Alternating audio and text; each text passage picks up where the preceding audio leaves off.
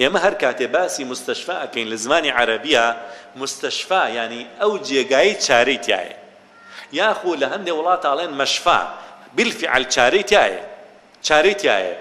بە نابینا ئەڵێن چی؟ ئەڵێن بەسیر، ناڵێن ئەعما. بەڵێن لە نووسی ناوایە، بەڵام کاتێ بانیەکەن پێڵێن بەسیر. وەکو لە زانا گەورە کوردەکە دکتۆر کامل ئەلبەسیر، خۆی نابینا بوو بەڵام پیانەوت بەسیر.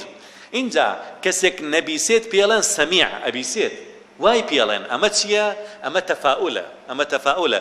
وكان رسول الله صلى الله عليه وسلم يعجبه الفأل الحسن.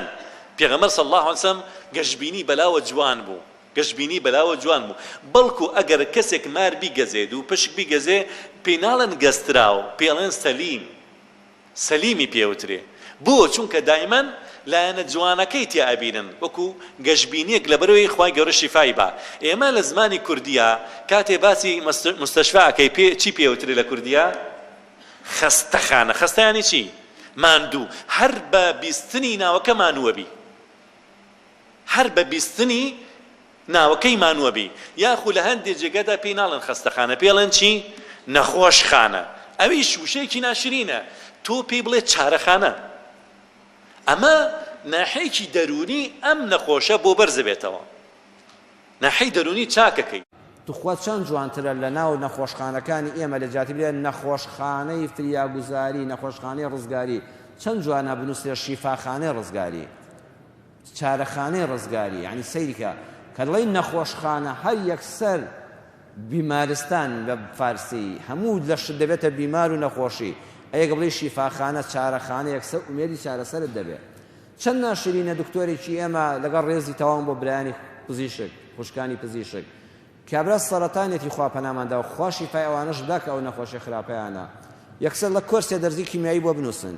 ئێمەی میلەتی کوچونکە کیمیایی بە ڕەمزی مردن بۆ ئێمە هاتووە، هەزاران خەڵکمان بە کیمیایی مردووە. کەڵە دەرزی کیمیایی یەکسەر ئەژنۆت دەشکێ، ئەڵێ تازە تەواو بۆ دەرزی کیمیایی. ئەی چەند جوانە بڵێ لە جیاتی ئەو وشەیە بڵێ کۆرسێ دەرزی هیوابەخشی پێ بۆ بنووسن، کۆرسێ دەرزی ڕزگاری بۆ بنووسن. یەکسەر تۆ ئومێدێکت بەبەرادێتەوە. برا بۆ کیمیایی بۆ بەکاربێنی، بۆ ئەم وشەیە نەگۆڕین کە ڕەمزی مردنە لە وڵاتی ئێمەدا. بۆیە زانایان وتویانە لە 130 نەخۆشیەکانی خەڵکی دەرونیە. بۆیە ئەگەر نەخۆشێک بێنی ئاوێکی بەی بەدەسەوە بڵێ ئەم ئاوە دەرمانی تێکراوە، بەڵام قەناعەتی بە تۆ هەبێ کە ڕاستەکەی لەگەڵیا، ئاوەکە ئەخواتەوە 130 قازانج و سوودی لێ وەرەگرێ. ئاوێکی ڕووتی هیچیشی لەگەڵا نیە، هیچ دەرمانیشی لەگەڵا نیە. قەناعەتی بۆ دروست بووە کە ئەم ئاوە دەرمانی تایە. کەسێکیش ئەگەر بڕواتە لای دکتۆرێکی زۆر زاناو لێهاتوو پسپۆر لە بواری خۆیان، بەڵام کاتێ ڕۆژتە ژوورەوە دکتۆرەکە تووڕە بوو لە نەخۆشەکە، یاخو ئەم نەخۆشە کە سەیری ڕواڵەتی ئەم دکتۆرەی کرد وتی وەڵای ئەم دکتۆرە هیچ نازانێ، قەناعەتێکی بۆ دروست بوو کە ئەم دکتۆرە هیچ نازانێ، ئەو کاتە سوود لە دەرمانەکانی وەرناگرێ. تۆ تەسەوورەکەن لە وەقفی ئیسلامیە لە کۆنا دائیرەی وەقف تا پێشەوەی ئەوە وێران بێت، وەقفی ماڵی مسلمانانە کەچی ئەدرێ بە نامسلمانان، ئەدرێ بە مەسیحی و یەزیدی و ئەدرێ ئەگەڕێتەوە بۆ حکومەت خوازانە چی لێکە.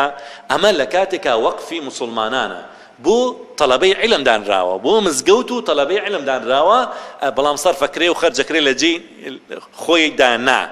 اینجا لە کۆنا لە وەقفی ئیسلامیدا تەسەوورەکەن لە بەیت المال چەند کەسێکیان دانابوو لە کوڕان و لە کچان، جلیسپیان لەبەرە کرد لە شێوازی دکتۆر و پزیشکە ئەڕۆژتن سەرداری نەخۆشەکانیانە کرد لە چارەخانەکاندا لەو جێگانەی کە چارەی نەخۆشیەکانیان تیا کرد.